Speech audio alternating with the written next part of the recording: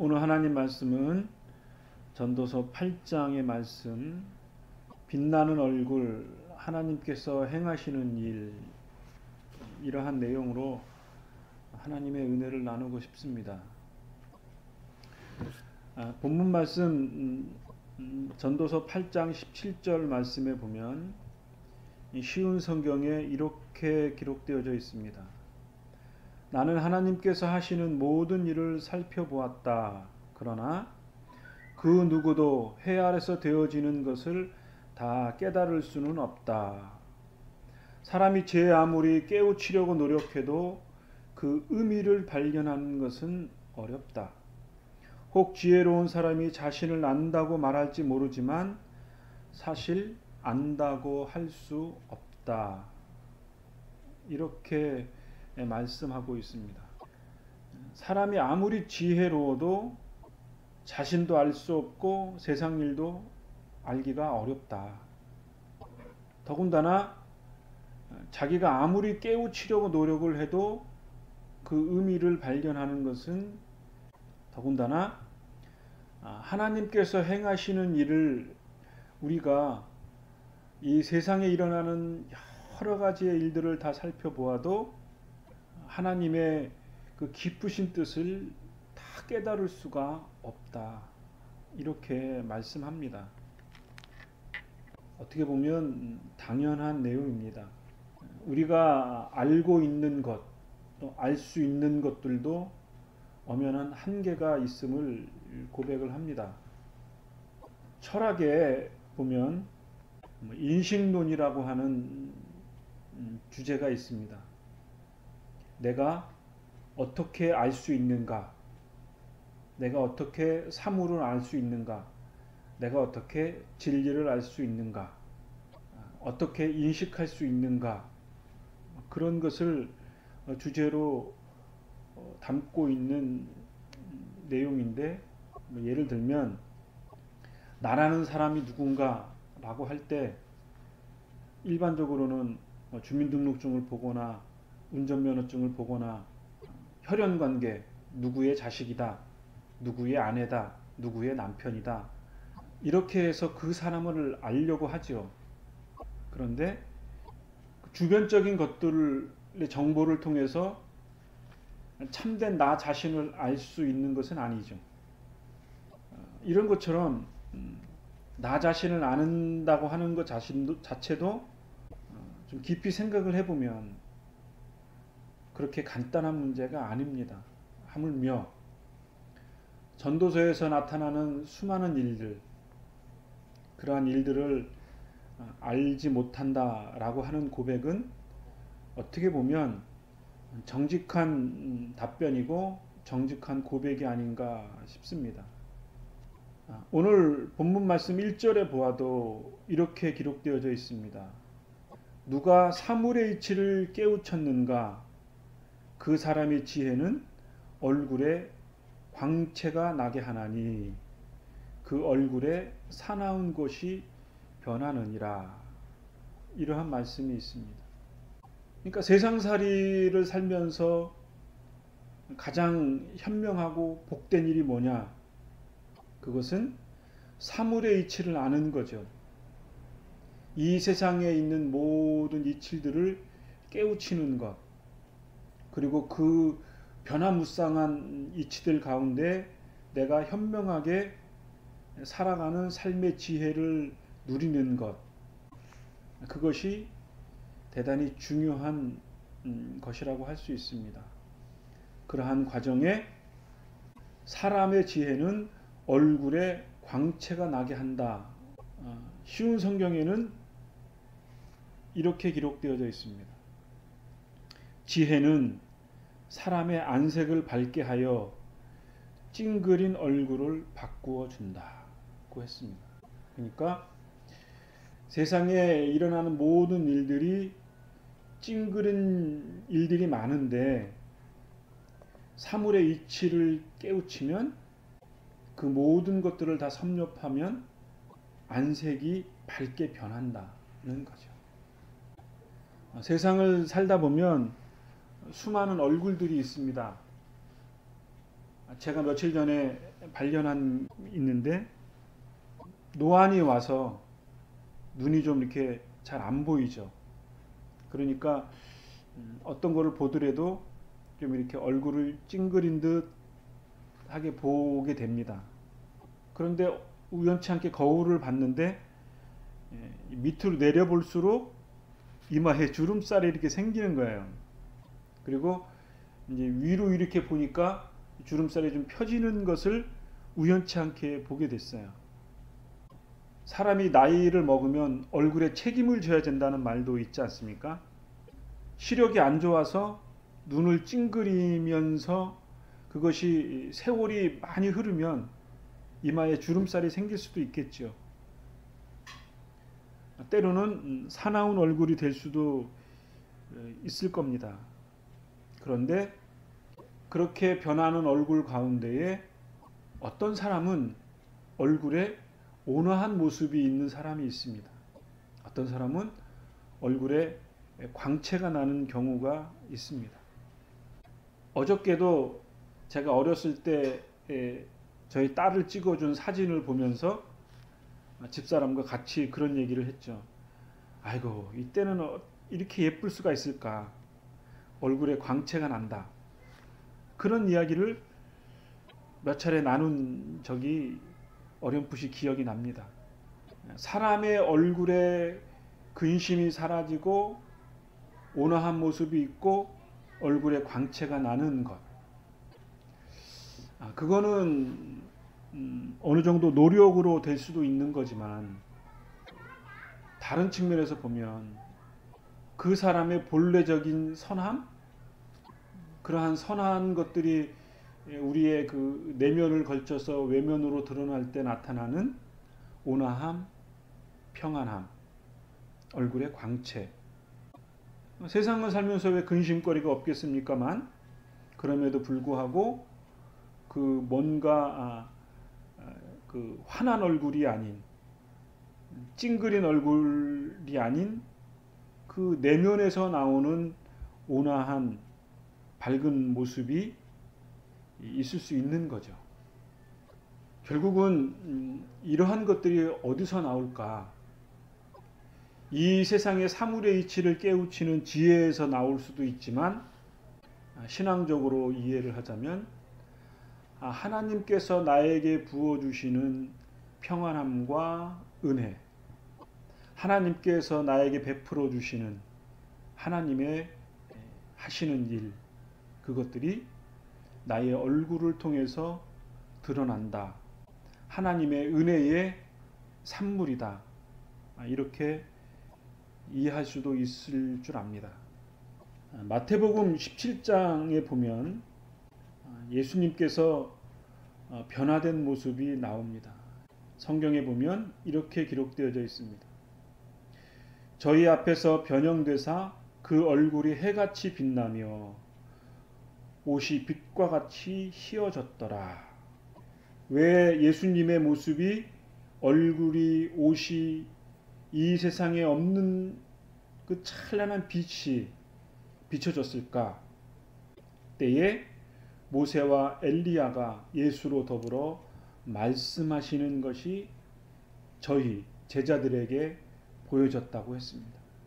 그러니까 예수님의 찬란하게 변화된 모습은 예수님께서 하나님의 완전한 일을 하시기 위해서 율법의 대표자인 모세, 하나님의 능력의 대표자인 엘리야, 하나님 앞에 위대하게 쓰임을 받았던 인물들과 예수님이 마지막으로 하나님의 일들을 아마 의논하는, 하나님의 하시는 일을 다시 한번 확증하는 그러한 모습이 찬란하게 빛난 거였다.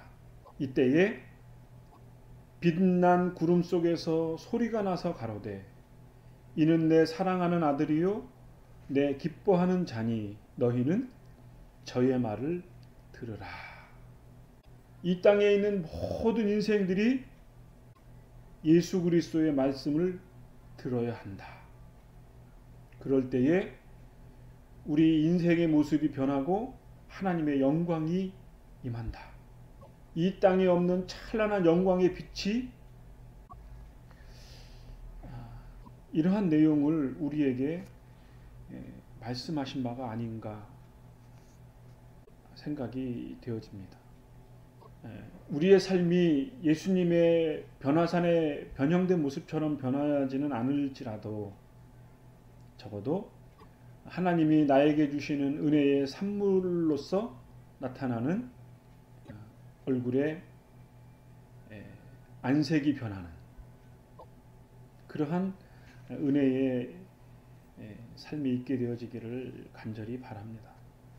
이러한 영광의 모습이 성경에 기록되어져 있지만 전도서의 말씀처럼 현실에서의 삶은 이러한 그 영광의 빛이 드러나기는 대단히 어렵습니다. 그래서 현실적으로 전도서 2장에 보면 왕의 명령을 들으라. 4절에는 왕의 말은 권능이 있다고 했습니다. 그래서 이 땅에 있는 모든 인생들은 왕의 말을 들어야 합니다. 그렇지 않으면 자신이 죽고 가문이 멸망합니다. 권력자의 말을 들어야 하는 거죠. 그렇지 않으면 인생이 괴롭습니다. 10절 말씀에도 보면 악인은 무덤에 선인은 잊어버린 바가 되었다고 했습니다.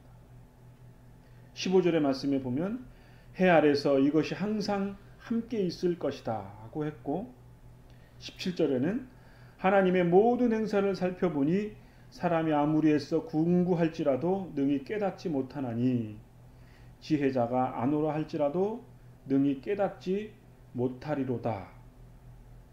서두에 말씀한 바가 있습니다. 결국은 이 세상의 이치를 알기가 어렵다는 거죠. 세상 사람들은 인간과 우주의 만물을 관찰하면서 사물의 이치를 알려고 노력을 했습니다. 그런 결과 고대인들은 신화적으로 세상을 이해를 하기도 했고 또는 자연주의적인 세계관으로 이해하기도 했고 과학이 발달하면서 과학적인 원리로 세상을 이해하기도 하고 또는 다른 이야기지만 정치적인 이념이나 종교적인 가치관을 가지고 세상을 이해하려는 노력들이 있었습니다. 지역이나 문화적인 차이에 따라서 세상을 바라보는 지혜들이 무수히 많은 것이 사실입니다. 그러나 우리 신자의 입장에서는 하나님의 주권적인 세계관의 신앙적인 자세를 갖는 것 그리고 예수님의 유일성에 따라서 우리의 삶을 다시 한번 재점검하고 주님이 기뻐하시는 일이 무엇인가 라는 것을 늘 염두에 두면서 살아가는 삶의 자세도 대단히 중요하리라고 여겨집니다. 조금 전에 말씀드렸던 예수님의 변화된 모습처럼 초자연적인 은혜에 몰입되는 그러한 신앙도 있음을 압니다. 그래서 신비적인 신앙에 몰입해서 기도하고 금식하고 환상을 보려고 하고 하나님의 음성을 들으려고 하고 병을 고치려고 하고 이 세상의 일반적인 원리를 뛰어넘으려고 하는 그러한 신앙적인 경향을 추구하는 경향들도 있습니다. 그런데 또 다른 측면에서 보면 이 세상은 허무하고 덧없는 것이기 때문에 주님을 위하여 죽어야 한다. 주님을 위해서 순교하는 신앙만이 참된 신앙이라고 여겼던 신자들도 역사적으로 살펴보면 있었습니다.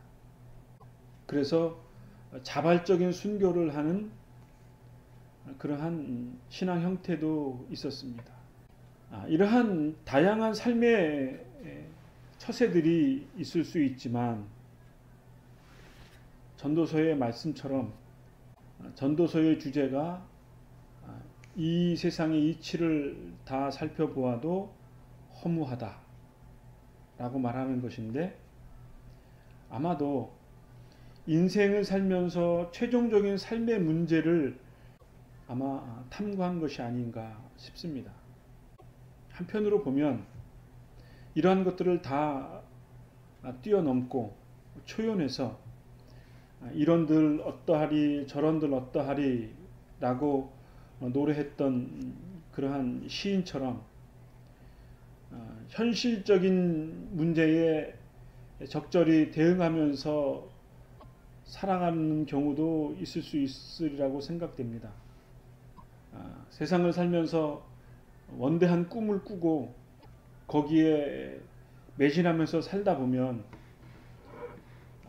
또 나이가 들다 보면 내가 이루고자 하는 꿈이 거의 불가능하다라는 것을 깨닫기도 하고, 현실적으로 그런 것들이 내 생애에는 이루어질 수 없는 거구나, 이런 것을 깨닫고 또는 그것을 이루기 위해서 정상적인 방법이 아닌 것으로 삶을 살다 보면 인간이 산다는 것이 무엇인가, 비참하다, 나 자신이 정직하지 못했다, 비굴했다, 내가 성공하기 위해서 남한테 말할 수 없는 고통과 피해를 입혔구나, 또는 입힐 수도 있겠다 라는 생각을 갖고 그렇게 처절하게 삶을 살아도 남는 것은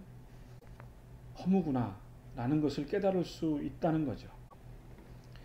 그래서 전도서의 주제처럼 그 누구도 해 아래서 되어지는 것을 다 깨달을 수가 없다, 인생의 허무함을 깨닫게 된다는 거죠.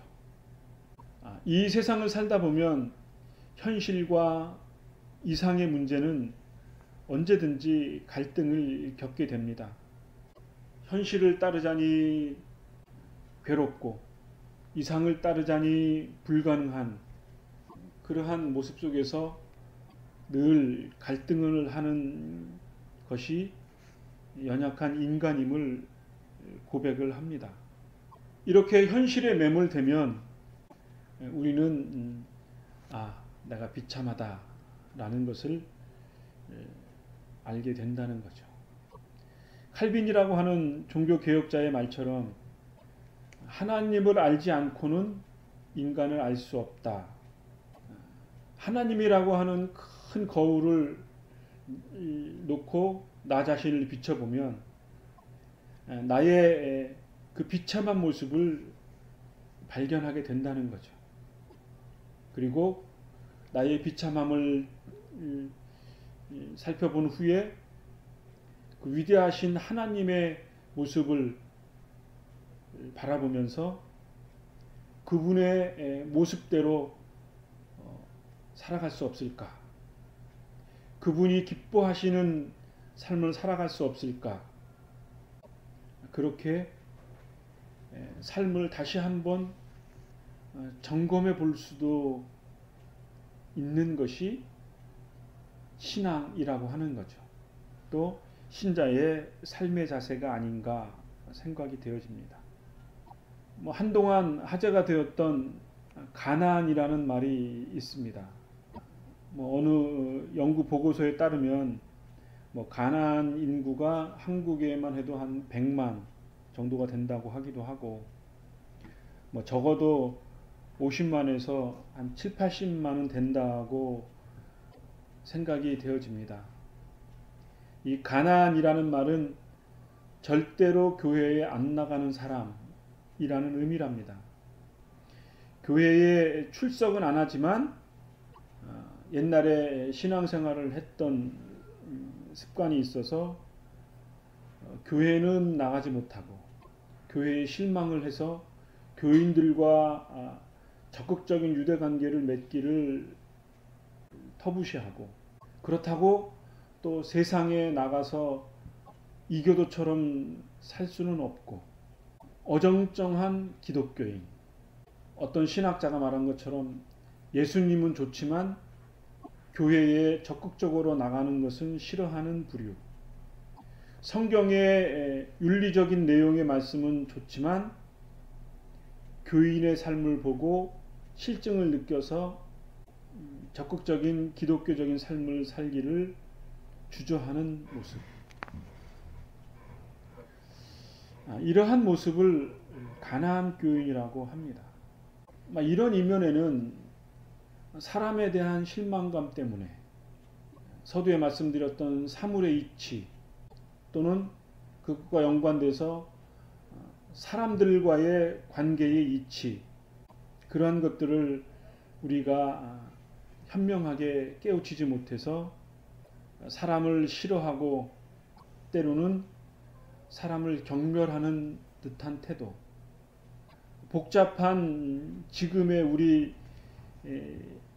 인생살이에서 느껴지는 불신의 모습이 아닌가 싶습니다.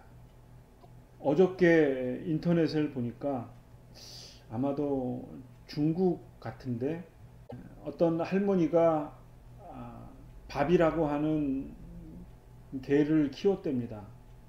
그런데 그 할머니가 그만 세상을 떠났습니다. 그랬는데 그 강아지가 할머니의 무덤을 지키는 겁니다. 장지로 가는데 수십 킬로를 가는데 그 밥이라고 하는 개가 따라갔다는 거죠. 하관을 하려는데 거기에 엎드려 가지고 할머니의 모습을 끝까지 지켜봤다는 거죠. 그렇게 주인을 따르는 충견, 그러한 모습을 우리는 종종 접할 수 있습니다. 우리나라의 진돗개도 그랬다고 그러죠. 그런 모습을 보면서 이런 생각이 들었습니다. 사람과의 관계를 맺는 데 있어서 실망을 하고 배신감을 느끼는 그런 인간관계보다 한편으로는 사람을 따르는 개를 키우는 것이, 개와 관계를 맺는 것이 더 심리적인 안정을 느낀다라고 생각하는 경향이 현대인들의 마음속에 있는 것 같습니다. 그래서 사람들이 개를 또는 고양이를, 애완의 짐승들을 더 많이 선호하는 것이 아닌가라는 생각이 들기도 합니다. 현대인이 갖는 마음을 나눌 수 없는 불신의 모습이 아닌가 싶습니다. 사람과 관계를 맺으면 피곤하고 이해관계를 따져야 하고 주고받는 그 미묘한 신경전이 있는데 차라리 그것보다는 짐승과 관계를 맺는 것이 더 나을 수도 있다라는 생각을 갖는 것, 그런 것이 현대인의 자화상이 아닌가 싶습니다. 물론 그런 것들 때문에 수많은 유기견들이 발생을 하죠. 또 그런 모습을 보면 여전히 사람이라고 하는 것은 불완전하다, 알 수가 없다라는 생각을 또한 갖습니다. 결국은 어떤 모습일까? 세상의 이치, 사물의 이치를 알지 못하는 것. 그래서 그 사물의 이치의 관계 속에서 마음이 상해서 내 얼굴이 찡그러지는 모습, 그런 것이 전도서의 시대뿐만 아니라 지금 이 시대에도 여전히 반복되어진다라고 하는 거죠. 신앙적으로 말하면 사랑과의 관계에 믿음이 없는 모습, 하나님과의 관계에서도 하나님에 대한 믿음이 부재되어지는 모습, 더 나아가서 믿는 신자들 간의 관계 속에서의 공동체의 부재, 이런 것이라고 여겨집니다. 인간이 갖는 엄연한 한계라고 할 수 있습니다. 불가지론의 불확실성을 넘어서 온 세상을 섭리하시는 하나님, 그리고 나를 위해 피 흘리신 예수님의 십자가의 사랑, 그리고 내 안에 내주하시는 성령님의 인도하심, 그것이 우리의 삶에 있어서 잊어서는 안 되는 것이라고 여겨집니다. 우리의 신앙적인 관점에서 보면 그분이 기뻐하시는 영적인 친숙함이 하나님의 나라를 이루는 거겠죠. 나와 남의 다름이 아니라 성삼위 안에서의 하나됨, 이러한 것들이 우리의 삶 속에서 실현될 때 우리는 한 믿음으로써 신뢰를 갖고 신령한 모습, 신령한 교제가 될 수 있다라는 믿음을 갖습니다. 온전한 몸을 이루는 성령의 전, 성령님께서 임재하시는 공동체, 성령님께서 하나가 되도록 한 마음을 이루시게 되는 것, 그것이 이 땅에서의 실현된 하나님의 나라라고 여겨집니다. 그리고 그것이 하나님께서 그분의 역사를 이루시는 섭리의 방식이라고 이해할 수 있습니다. 이것이 없이는 참된 인간 존재를 인식할 수 없겠죠. 전도서가 말하는 허무의 늪에서 헤어나올 수 없을 것입니다. 개인의 내면적인 평안도 중요하겠지만 공동체를 통해서 나 자신을 성숙시키고 공감대를 이루는 친밀감, 아마 이런 것들이 현대인의 정신적인 공황장애를 극복하는 길이라고 여겨집니다. 개인의 이익을 추구하는 개별화된 사회를 극복하는 것도 이러한 신령한 모습이 회복되어질 때 진정한 믿음의 공동체를 이룰 수 있다라고 여겨집니다. 이런 면을 볼 때 이러한 일을 이루시는 것이 무엇일까? 신앙적으로 보면 하나님께서 하시는 일이다, 이렇게 이해할 수 있을 겁니다. 신명기 29장의 말씀에 보면 이렇게 기록되어져 있습니다. 이러므로 여호와께서 이 땅에 진노하사 이 책에 기록된 모든 저주대로 재앙을 내리시고 여호와께서 또 진노와 격분과 크게 통한하심으로 그들을 이 땅에서 뽑아내사 다른 나라에 내던지심이 오늘과 같다 하리라. 이렇게 말씀하시면서 감추어진 일, 다른 성경에는 오묘한 일은 우리 하나님 여호와께 속하였거니와 나타난 일은 영원히 우리와 우리 자손에게 속하였나니 이는 우리에게 이 율법의 모든 말씀을 행하게 하심이니라 고 말씀했습니다.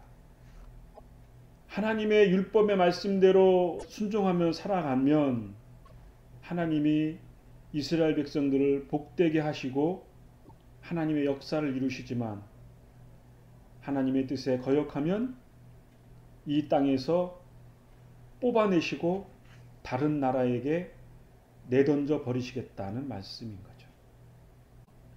신자라고 하는 것은 하나님의 뜻대로 살아갈 때만 하나님이 인도하시고 하나님이 함께 하시고 섭리하시는 복주심이 있다는 거죠. 더 나아가서 하나님께서 이스라엘 백성들을 통해서 이루고자 하시는 것, 그것이 출애굽기 19장에 이렇게 기록되어져 있습니다. 내가 애굽 사람에게 어떻게 행하였음과 내가 어떻게 독수리 날개로 너희를 업어 내게로 인도하였음을 너희가 보았느니라.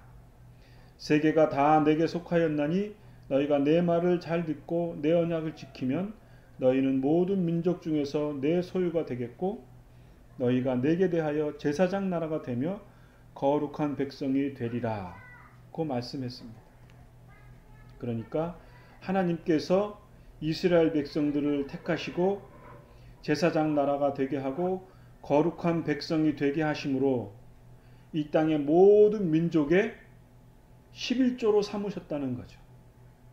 그 믿음의 씨를 통해서 이 땅에 있는 모든 민족 족속들에게 하나님의 나라를 이루는 제사장 나라가 되게 하시고 거룩한 백성이 되게 하시겠다는 것이 하나님의 원대한 계획이고 역사하심이다, 이렇게 이해할 수 있는 거죠. 결국은 하나님께서 우리를 통해서 하시는 일, 그것은 하나님의 역사를 이루는 길인 거죠. 지금은 주님의 한 몸으로서 교회의 공동체가 이루어져야 합니다. 피곤한 인간관계를 뛰어넘는 권리와 이익의 문제가 아니라 하나님의 형상을 지닌 작은 천국을 이루는 것, 그것이 하나님께서 이 시대를 통해서 이루고자 하시는 하나님의 원대한 계획인 줄로 믿습니다. 이러한 신앙의 자세를 갖고 살아가는 저와 여러분들이 되어지기를 간절히 소원합니다. 기도하겠습니다.